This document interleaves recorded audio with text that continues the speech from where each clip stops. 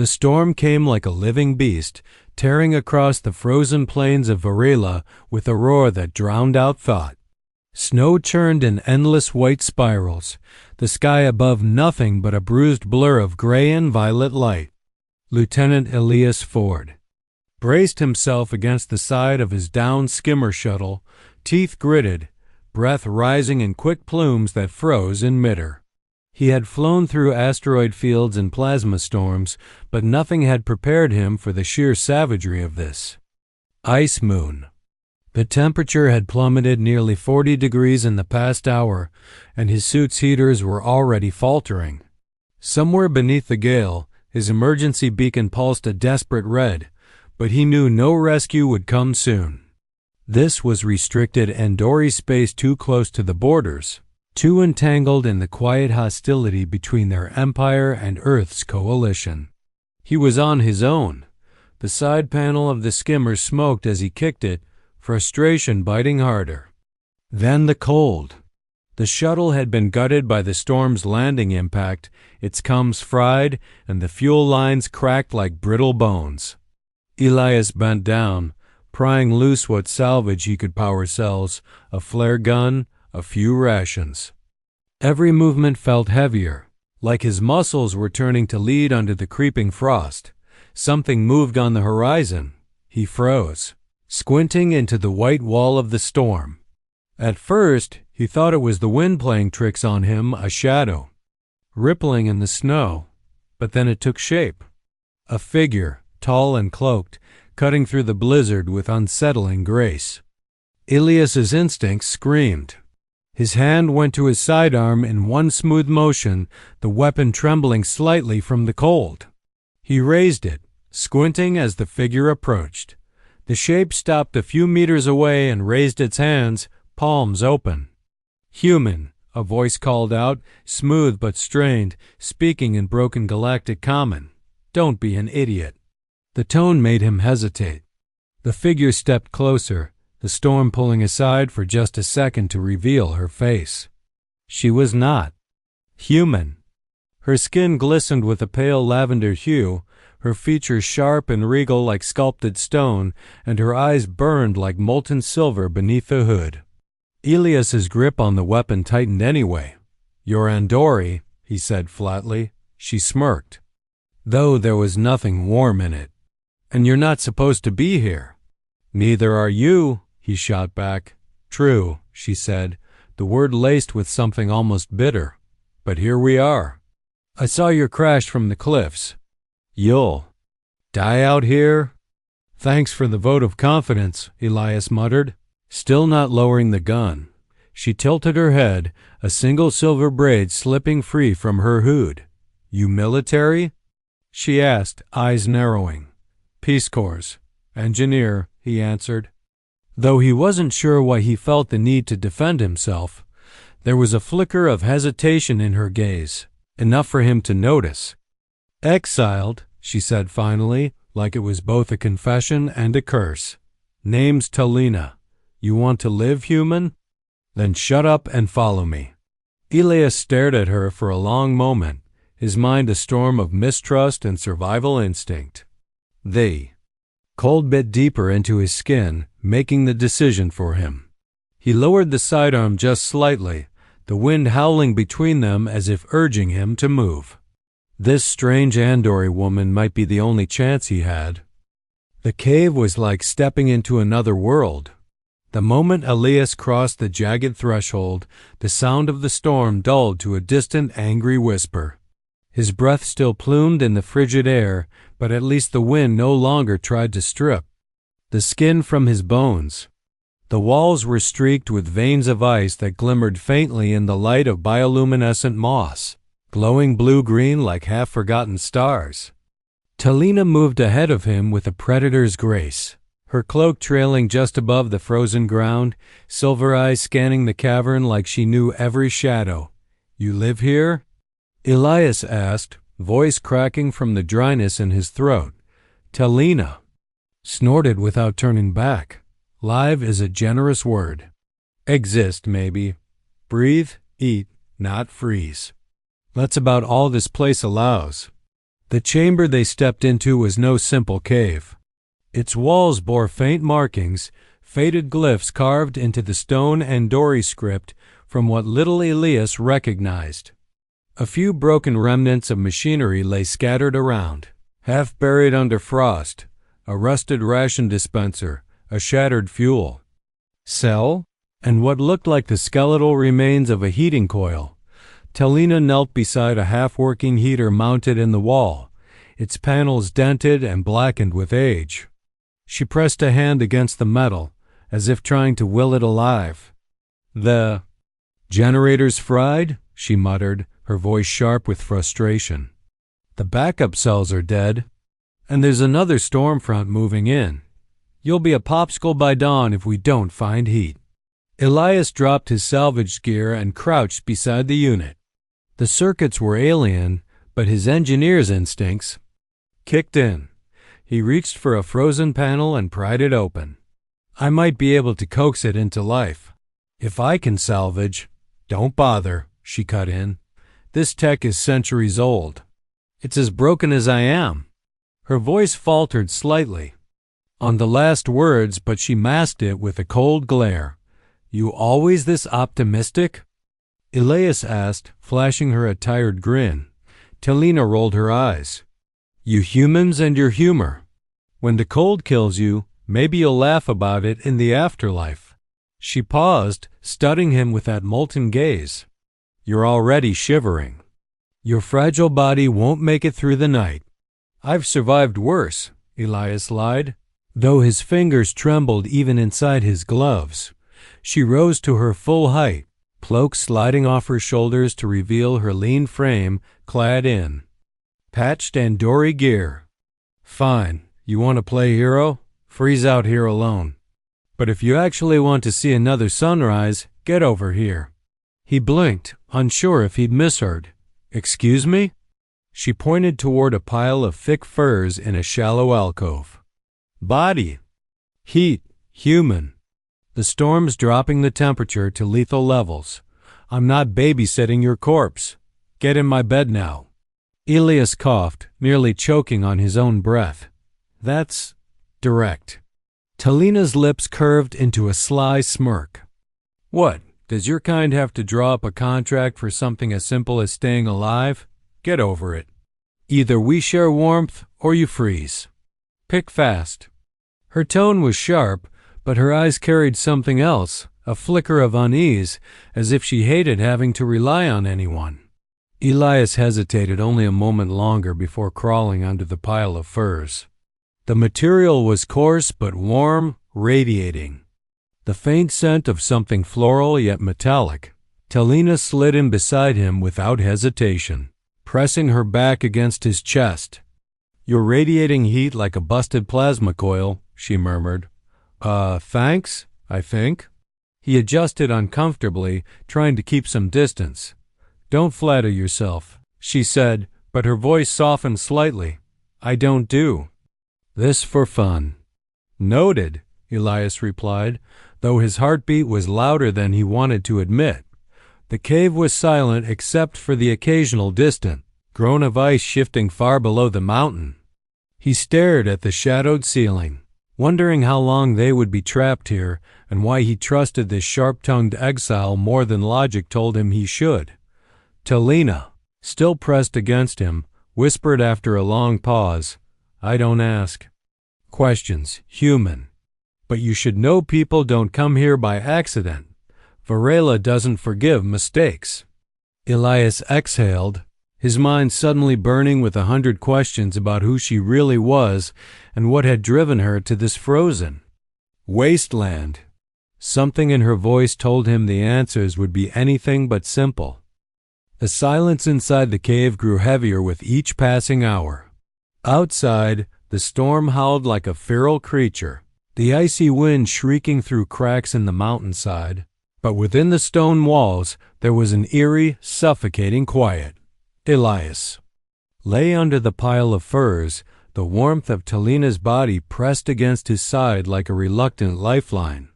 Every time he shifted slightly, the coarse fabric rasped against his suit, and her lavender-hued skin cooler than his at first slowly absorbed his warmth. He wasn't sure if the pounding of his heart was from fear of the storm or the fact that this alien woman, who could probably snap his neck with one hand, was lying so close. Telina's voice cut through the stillness, low and sharp. "Stop. Fidgeting, human, you're like a malfunctioning droid." "I'm just trying to respect personal space," Elias muttered. She let out a dry laugh. "You think personal space exists when death's breathing down your neck? Heat is survival. Everything else is irrelevant."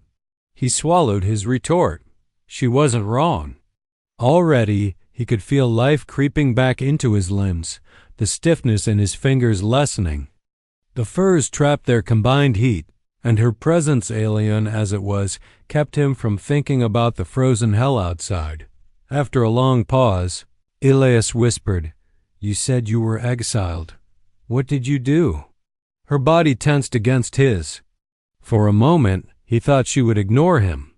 Then, with a quiet sigh, she said, "I disobeyed an order. My people don't tolerate that. Andori laws are absolute." "What kind of order?" "A massacre," she said, her voice flat. "We were told to burn a human outpost. No survivors. There was a child hiding behind a water tank. She was terrified, shaking so hard I thought she would fall apart. I didn't kill her. I told her to run. That was enough for them to brand me a traitor." Elias turned his head slightly to look at her profile. The faint glow from the moss painted her features in muted green and blue, her silver eyes shimmering like molten metal. There was no regret there, only defiance and a hint of something far deeper. "They exiled you for mercy?" he asked softly.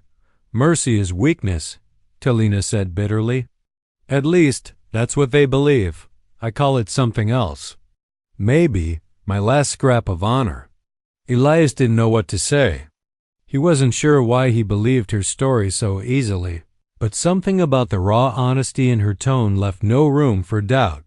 "You're not like most of your kind," he said after a moment. "No," she whispered. "I suppose I'm not." The storm outside roared again, the cave walls trembling with the force of the wind. Telina shifted, turning to face him under the firs. Her face was closer now, close enough that he could see the subtle patterns etched into her lavender skin natural. Markings like faint waves, glimmering slightly in the dim light. "Stop looking at me like that," she muttered. "Like what?" "Like I'm something you understand." "I don't," Elias admitted, "but I'd like to." A faint smirk touched her lips. "Curiosity will kill you faster than the cold, human." "Maybe," he said with a grin. "But it also keeps me alive." For a moment, the silence between them wasn't tense. It was almost comfortable. Telina's breathing slowed, her silver eyes softening as though she might finally be letting her guard down. Then a deep crack echoed through the PFD. Cave-like ice splitting under pressure. Telina stiffened instantly, sitting up and throwing off the furs. That wasn't the storm. Something shifting. Elias grabbed his gear and crawled out of the alcove. The ground trembled under their feet. Snow and shards of ice began to fall from the cave ceiling. "Is it an avalanche?" Elias asked, scanning the entrance. "Worse," she said, her voice grim. "The storm's pressure is collapsing the outer layers. We need to dig a vent or we'll suffocate before morning." She didn't wait for his response, shoving a broken piece of metal into his hands. "Work fast, human. We're not dying." "Here." Elias met her gaze, heart pounding, not just from fear of the cave collapse, but from the strange, unspoken bond that had begun to form between them. The storm outside raged without mercy, a relentless wall of white swallowing the landscape. From the cave's mouth to the farthest horizon, the world had turned into a featureless blur of snow and shrieking wind. For 3 days, neither Elias nor Telina had seen anything beyond the thin crack of light seeping through the snow-clogged entrance. The narrow cave, once merely cold, had become their entire universe, an icy tomb waiting to be sealed. Elias's hands were numb, but he kept working. He crouched near the broken heater, tinkering with wires so alien they looked more like veins than circuits. Every time he tried to solder a joint with his battered toolkit, the heater spat sparks and died. Again. His breath fogged the air as he muttered curses under his breath, hands shaking with exhaustion. "You're going to burn out your fingers before you fix that thing," Telina said, her voice laced with sharp impatience. She stood over him, arms crossed, her silhouette framed by the dim green glow of the moss patches. Her silver eyes shimmered like molten metal, but there was something softer beneath her hard-toned concern she would never openly admit. "I don't plan on freezing to death because your ancestors built junk that can't survive a few centuries," Elias replied, refusing to look up. "Careful, human." "That sacred junk you're insulting," she said with a smirk, but her humor didn't last long. A distant rumble vibrated through the floor, silencing them both. Telina's expression darkened instantly. "That was not wind." Elias froze. "What do you mean, not wind?" "The ice," she said, already moving toward the entrance. "It's shifting again.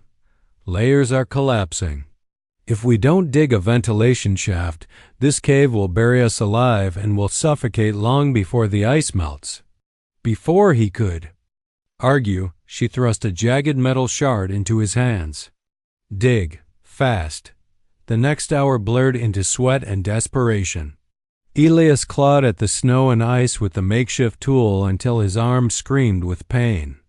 Telina worked alongside him, her movements swift and relentless, the strength in her lean frame surprising for someone who had spent weeks in isolation.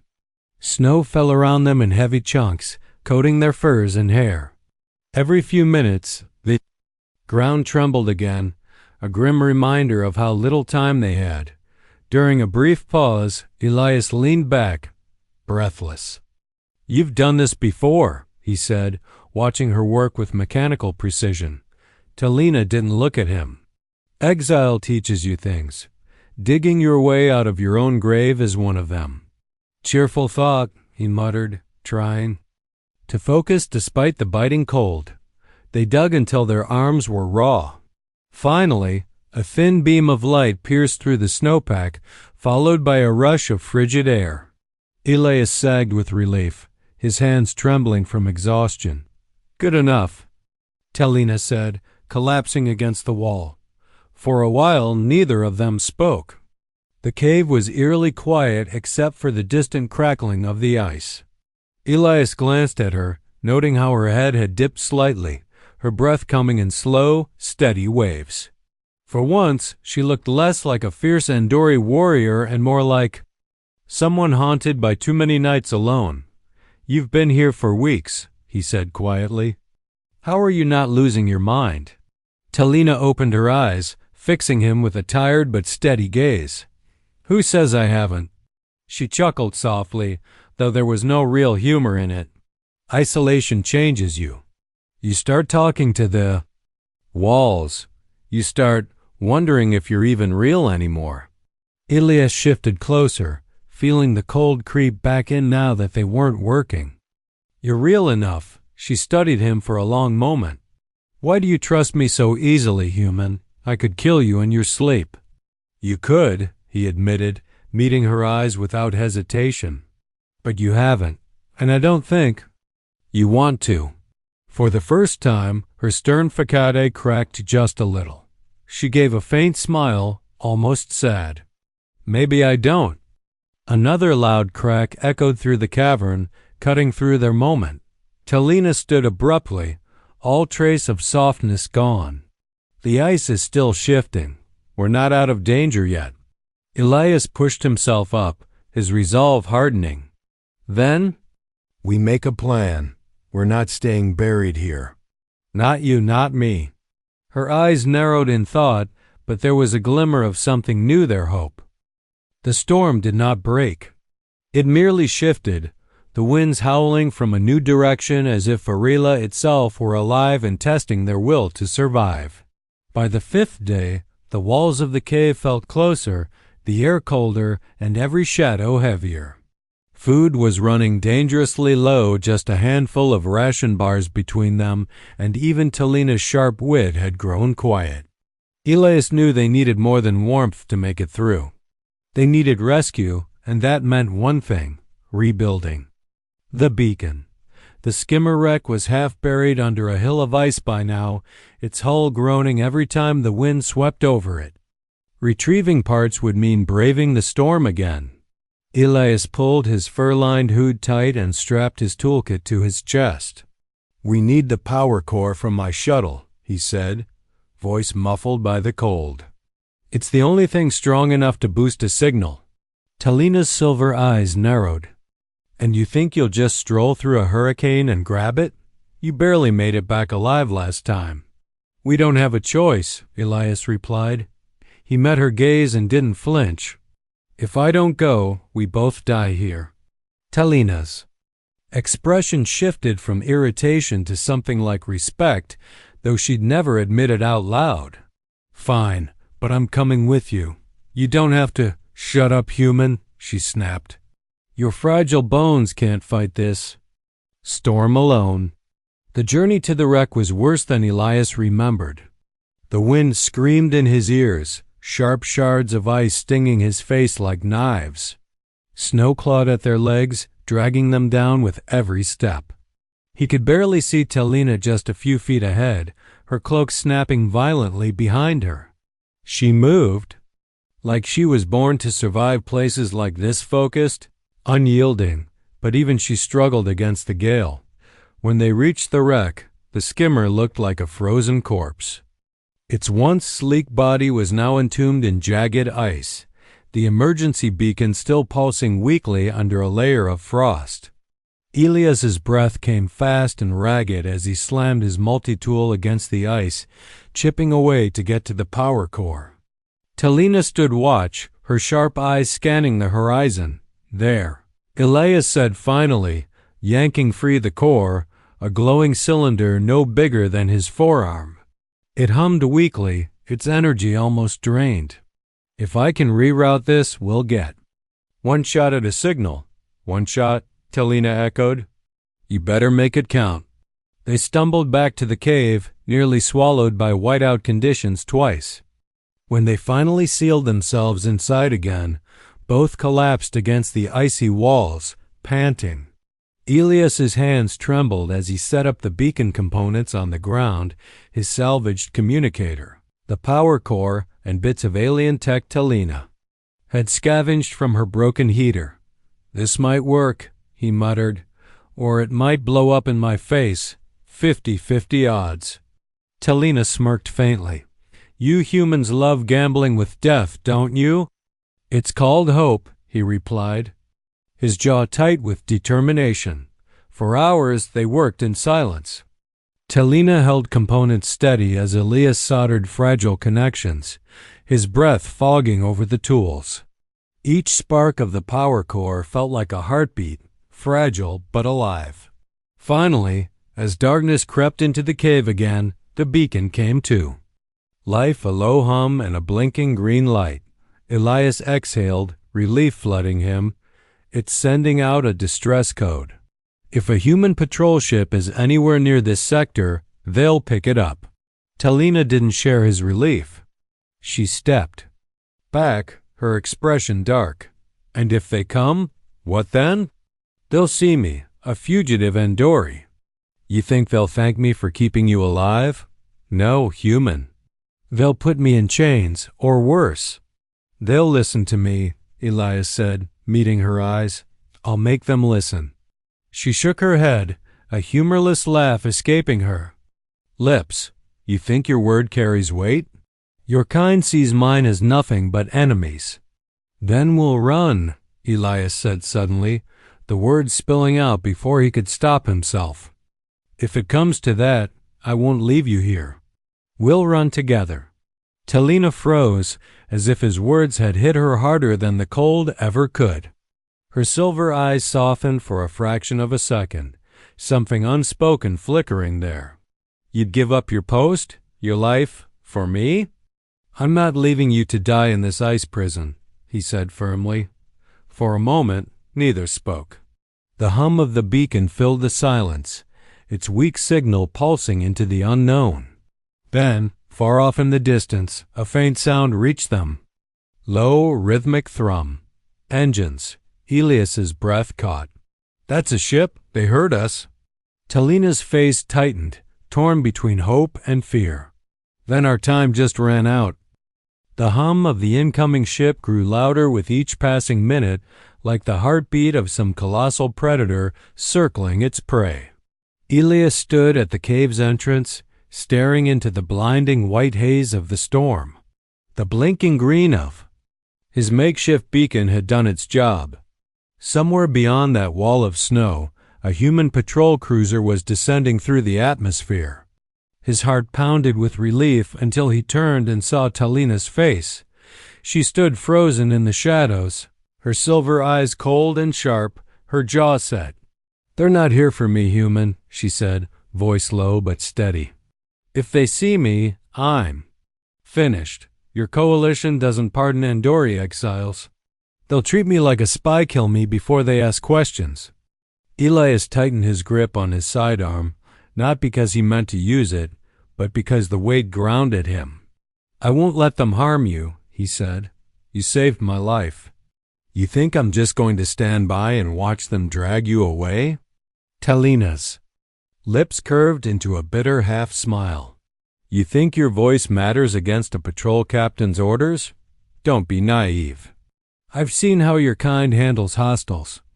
I'm not wearing chains again." He stepped closer. "Then stay. Hidden. Let me handle this." The ground trembled beneath their feet as a gust of searing wind blasted down from above. Through the storm's wall, a dark shape emerged, sleek, angular, bristling with weapons. The cruiser's landing struts crashed into the snow, with a hiss of melted ice sending a spray of frost across the ravine. A ramp lowered with a hydraulic groan, and a squad of armored Peace Corps troopers stepped out. Their rifles scanning the horizon. At their center walked a woman in a heavy navy coat, her insignia gleaming despite the blizzard.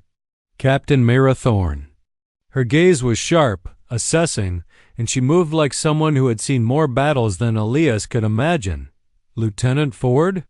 Mira called, her voice amplified by her suit's communicator. Elias stepped out from the cave, raising his hands to signal he was unarmed. "Captain," he called back, his voice cutting through the wind. "I'm alive, thanks to a little luck." She eyed him, her expression unreadable. "Your distress code mentioned damage to your skimmer. You've been out here for days?" "Yes." "Ma'am," Elias said. He hesitated, glancing back toward the cave where Telina stood just out of sight. "I wasn't alone. Someone helped me survive." Mira's gaze sharpened. "Someone?" An uneasy silence stretched between them, broken only by the wail of the storm. Finally, Elias stepped aside, gesturing to the cave. "You should meet her." Telina appeared, moving with the wary poise of a cornered predator. She stepped onto the snow, head held high despite the rifles that instantly turned to track her. Her lavender skin stood out vividly against the white landscape. Her silver eyes locked on Myra's. The captain's hand hovered near her sidearm. "An Andori," she said flatly. "Ford, do you have any idea what you're doing?" "She's not with the Empire," Elias said quickly, his voice rising. "She saved my life. If it weren't for her, I'd be frozen under a snowdrift right now." Mira's gaze flicked between them, calculating. "And you just expect me to take your word for it?" "She risked her own life to drag me out of the storm," Elias insisted. "She's not our enemy. She's exiled. The Empire left her here to die." For a long moment, the only sound was the wind screaming past the cruiser's hull. Mira finally spoke, her voice calm but heavy. "You know the rules, Lieutenant. Any Andori found within Coalition space is to be detained.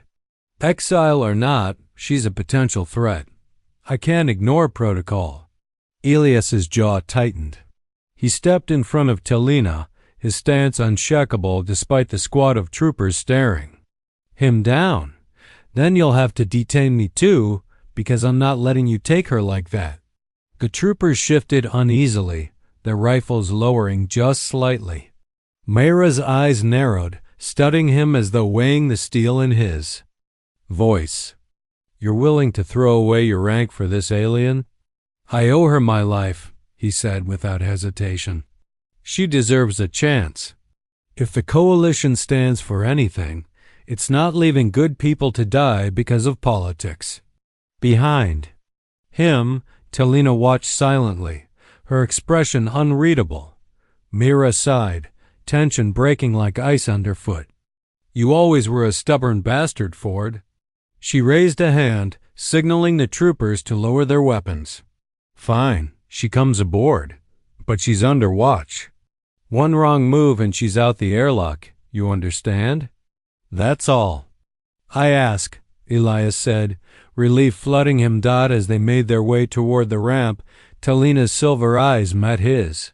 For the first time since they met, she looked uncertain, as if the idea of leaving this frozen prison scared her more than the storm ever did. Stay close, Elias murmured, just loud enough for her to hear. The patrol cruiser Vanguard tore through Varela's upper atmosphere like a blade of silver, its engines rumbling beneath the cold, endless stars. Elias sat on the observation deck, watching the ice moon shrink into a pale marble through the reinforced glass. He couldn't shake the feeling that their troubles were only just beginning. Telina stood a few feet away, her posture taut, her silver eyes darting between the corridors like a hunted animal. Even here, surrounded by warmth and polished metal, she looked like she was still standing in the storm, waiting for the next attack. You've been quiet, Elias said softly, breaking the silence. Telina's gaze flicked toward him but quickly returned to the viewport. Silence is safer. In my world, talking too much gets you killed. He studied her for a moment, taking in the way her lavender skin seemed to glow faintly under the deck's dim lighting. You're not in your world anymore. You're here, with me. She smirked faintly, but there was no humor in it. Now. Before Elias could respond, the doors to the deck hissed open. Captain Mayra Thorne entered, flanked by 2 armored soldiers. Her expression was a mask of professional calm, but there was tension in her movements. We just received a transmission, Mayra said, addressing Elias but keeping her eyes on Telina. A coded message from the border relay. Andori ships have been spotted patrolling the sector close enough to pick up our signal. Elias felt his gut tighten. You think they're tracking us? Not just us, Mayra said. She glanced at Telina, her voice hardening. The message included a name. Telina Ray. There's a bounty on her head, alive or dead. The kind of bounty that could buy half a fleet. Telina's expression didn't change, but her hands curled into fists. Of course they know I'm alive, she muttered. The Empire doesn't like loose ends, and I'm a very loud one. Elias stepped forward. So what? You're not handing her over. You said, I said she's under my watch, Mayra interrupted, her tone sharp. But my crew isn't loyal. To me alone. If they think she's a threat, or if they get wind of that bounty. She trailed off, leaving the implication hanging. Telina's gaze shifted to Elias, her voice low. This is why I didn't want rescue. Your people don't see me as anything but leverage. I'd rather freeze in that cave than you're not going anywhere, Elias cut in firmly. Not while I'm breathing. Mayra arched an eyebrow but said nothing. The silence stretched, tense as a coiled wire. That night, alarms shattered the fragile calm of the cruiser. Elias jolted awake to the blaring red lights and the muffled shouts of soldiers. Without thinking, he grabbed his jacket and sprinted toward the commotion. When he reached the lower deck, he found 2 guards cornering Telina, their rifles raised. "She's trying to access restricted comms," one shouted. "She's sending a signal." Telina stood defiant, her hands raised but her eyes burning with fury. "I was trying to jam the Andori frequency." "They're tracking us, you idiots." Elias stepped between them. "Put your weapons down. She's helping us, not betraying us." The guards hesitated, but the tension was thick enough to choke on. Myra appeared a moment later, her sharp voice cutting through the chaos. "Enough. Lower your rifles. Ford, take her to the observation deck. I'll handle the crew." Elias nodded, guiding Telina away. Her shoulders were rigid, every muscle tense. "They don't trust me," she said bitterly. "Why should they? I wouldn't trust me either." "Maybe they don't know you like I do," Elias replied. "Maybe. They don't see what I see." Telina looked at him, truly looked at him, as if weighing the truth of his words.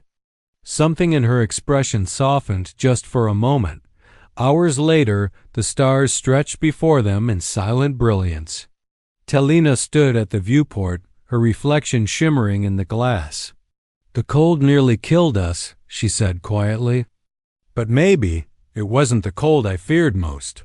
It was being forgotten, buried, alone." "You're not alone anymore," Elias said, stepping closer. "Not while I'm here." For a long moment they stood in silence. Then Telina reached out, her fingers brushing against his. It was a small gesture, but it carried the weight of survival, of trust earned in blood and ice. Myra's voice crackled. Over the intercom, "We've cleared the border. No Andori signals detected. We're headed back to Coalition space." Telina exhaled slowly, relief mixing with uncertainty. She turned to Elias. "Your world won't accept me." "You know that. Then we'll make them," he said, his voice steady. "One step at a time." Telina studied him for a heartbeat longer before allowing the faintest smile to touch her lips. "You humans and your ridiculous hope. And you, Andori, with your stubborn pride," he countered. They stood together as the stars swept past, their reflections side by side in the viewport glass, a human soldier and an alien exile, bound by survival and something far deeper, whatever, waited for them beyond the borders. Elias knew one thing. They had already faced the coldest storm, and together they had endured.